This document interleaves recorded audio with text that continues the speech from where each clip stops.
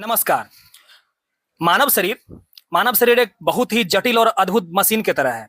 इसमें अलग अलग काम करने के लिए कई मुख्य तंत्र होते हैं जिसको हम लोग ऑर्गन सिस्टम बोलते हैं। तो जिससे मिलकर हमारा शरीर बना हुआ होता है। तो आइए हम जानते हैं मानव शरीर के सभी मुख्य तंत्रों को। तो पहला है तंत्रिका तंत्र। अब हम अपने स्टूडेंट से पूछेंगे कि तंत्रिका तंत्र के बारे में वो क्या जानते हैं। आइए उनसे जानते हैं तंत्रिका तंत्र के बारे में। हाँ, तो बोलो। यह जो है शरीर का कंट्रोल रूम है और सोचना, महसूस करना, याद रखना और शरीर के बाकी हिस्सों को काम करने का संदेश भेजता है। जनरली ये जो होता है ना, ये हमारे मस्तिष्क के पीछे से एक जो नली गया हुआ है, स्पाइनल कोड, उसमें जो है हिंदी में उसको बोलते हैं मेरू रज्जु। तो मेरू रज्जु वो कमर तक गया हुआ है। तो इसमें जो है ना सारा शरीर का नर्व जुड़ा होता है और कोई भी सूचना यदि आना होता है मस्तिष्क में तो इसी के थ्रू ट्रेवल करके वो इसी के थ्रू आता है। तो जैसे हाथ जलने पे मुझे गर्मी का एहसास होता है, सांप देखने पे हम लोग घबरा जाते हैं, चोट लगने पे हम लोग हाथ पीछे खींच लेते हैं। तो ये सब होता है। तो अब अगला देखते हैं हम लोग कंकाल तंत्र के बारे में। कंकाल बोलते हैं हड्डियों के ढांचा को। तब अब इनसे हम समझते हैं कि कंकाल तंत्र क्या होता है। बताओ कंकाल तंत्र। कंकाल तंत्र जो है वो शरीर को एक निश्चित आकार और ढांचा देना, जैसे कि यह शरीर के नाजुक अंग जैसे दिल और दिमाग की रक्षा भी करता है। एक वयस्क मनुष्य के शरीर में 206 हड्डियां भी होती है।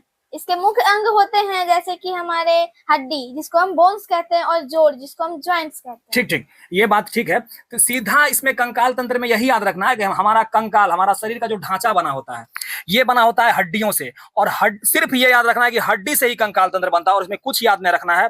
सिर्फ वयस्क मनुष्य में 206 हड्डी होती है और ये हृदय फेफड़ा सबको जो सुरक्षित रहता है। ये जो कंकाल है, ये छाती वाला जो है, इसके अंदर में गुहा में ही वो हृदय और सारा पार्ट सुरक्षित रहता है। इसीलिए हमें चोट नहीं लगता है। तो हृदय में हल्का सा भी चोट घातक हो सकता है। ये हड्डी से सुरक्षित रहता है। तो धन्यवाद। तीसरा हम देखते हैं पेशीय तंत्र के बारे में। पेशीय तंत्र जो कि मांसपेशी के बारे में है। पेशियां हमारी हड्डियों से जुड़ी होती है और यह हमें चलने, दौड़ने, हाथ हिलाने और हर तरह की गति करने में मदद करती है। हाँ, तो ये जो है ना मांसपेशी, ये जो हड्डी से जुड़ा होता है तो उससे हमें हमारे शरीर को शक्ति प्रदान होता है। तो हड्डी से जुड़कर उसको और स्ट्रांग बनाता है, जिससे हमारा शरीर और ताकतवर होता है और ये चलने फिरने, दौड़ने, कूदने, कोई भी शारीरिक काम करने में ये सहायता करता है। तो ये हुआ पेशीय, मांसपेशी के बारे में। अब हम अगला जानते हैं श्वसन तंत्र के बारे में। श्वसन तंत्र, उसके बाद जानेंगे परिसंचरण तंत्र। परिसंचरण तंत्र होता है कि रक्त का जो फ्लो होता है उसे परिसंचरण तंत्र बोलते हैं। फिर आगे पढ़ेंगे पाचन तंत्र। तो अभी हम देखते हैं श्वसन तंत्र के बारे में। हम सांस लेते हैं ना, तो यह तंत्र हवा से ऑक्सीजन सोखता है और शरीर के खराब गैस जैसे कि कार्बन डाइऑक्साइड को बाहर निकालता है। इसमें नीले रंग के 2 फेफड़े साफ देखे जा सकते हैं, 2 होते हैं। हाँ, तो ये मेन बात है कि सांस से रिलेटेड होता है और सांस लेने और छोड़ने का क्रम जो है यही श्वसन तंत्र कहलाता है।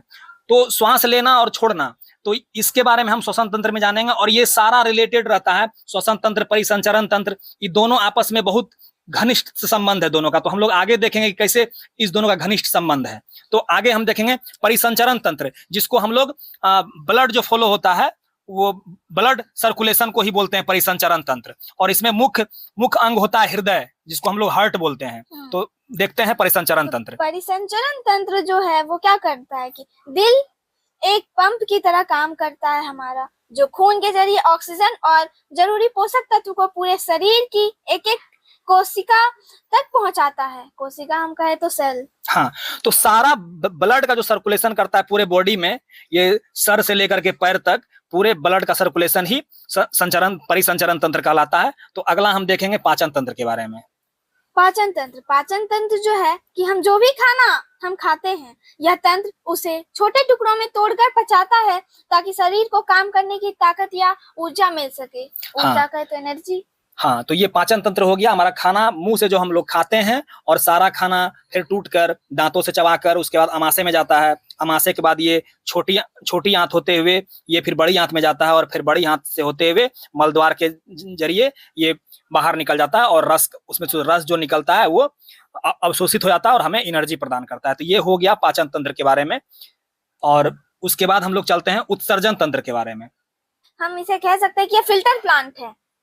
यह खून को साफ करता है और शरीर के सारे कचरे या गंदे पानी को यूरिन के रास्ते बाहर निकाल देता है। हाँ, तो ये हम लोग जो पानी पीते हैं ना, पानी जो पीते हैं, तो पानी के साथ पानी हमारे बॉडी में घुल करके और उसमें अवशिष्ट पदार्थ जितना यूरिया, नाइट्रेट, ये अमोनिया कन्वर्ट होता है, तो वो सारा जो जितना अवशिष्ट पदार्थ है वो सब आता है किडनी में, और किडनी में उसमें ब्लड भी मिला हुआ रहता है। तो ये ब्लड को छान करके ब्लड को फिर से बॉडी में भेज देता है, और जितना भी खराब सामान है, खराब मटेरियल है, उसको मूत्र के रास्ते वो बाहर निकाल देता है।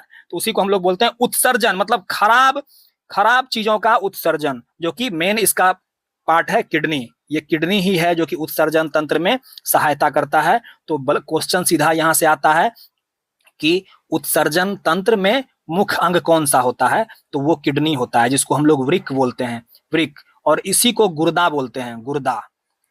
गुर्दा और गुदा में अंतर होता है, ये ध्यान दीजिएगा। गुदा मतलब होता है मलद्वार और गुर्दा मतलब होता है किडनी। इस बात को याद रखिएगा, कंफ्यूजन बहुत होता है, अक्सर लोग गलती कर जाते हैं। तो अगला हम लोग देखते हैं अंतःस्रावी ग्रंथियां। हाँ, तो यह तंत्र शरीर में केमिकल मैसेंजर यानी हार्मोन बनाता है, और ये हार्मोन हमारी लंबाई बढ़ाने के लिए मूड और भूख जैसी चीजों को कंट्रोल करते हैं।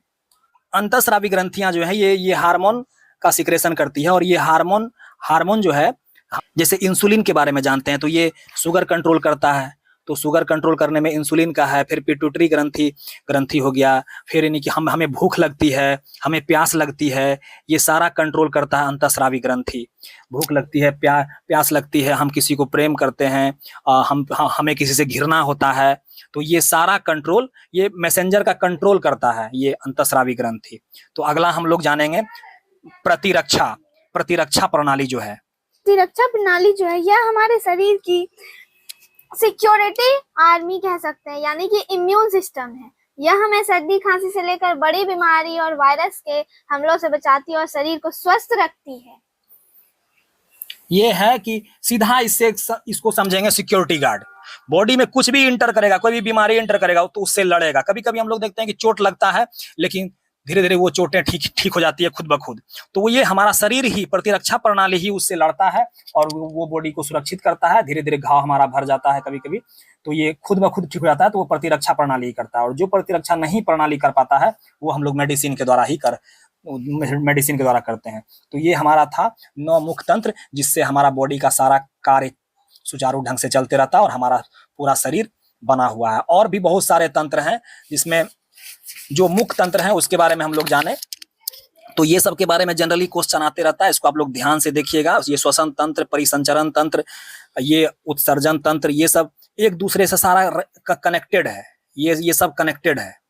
तो आगे हम लोग देखेंगे किस तरह से कनेक्टेड है और क्या क्या इसका प्रोसेस है। तो आज के लिए